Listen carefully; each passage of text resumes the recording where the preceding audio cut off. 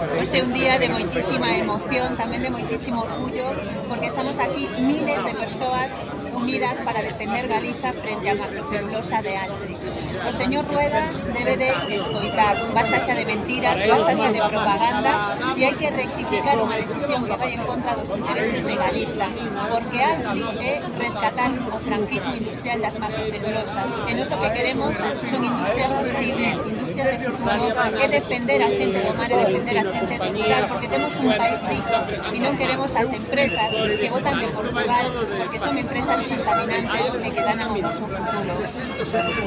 Altri, ademais, é un exemplo das portas giratorias do Partido Popular porque está en alianza con Grinalia, esa empresa na que traballa a exconselleira de Medio Ambiente e compañeira de partido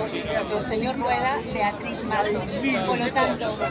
pedimoslle ao goberno galego, señor Rueda, que escoite a cidadanía, que deixe a súa soberbia e que paralice un proxecto que vai en contra do interese deste país, porque é unha bomba ambiental e Galiza necesita un futuro diferente.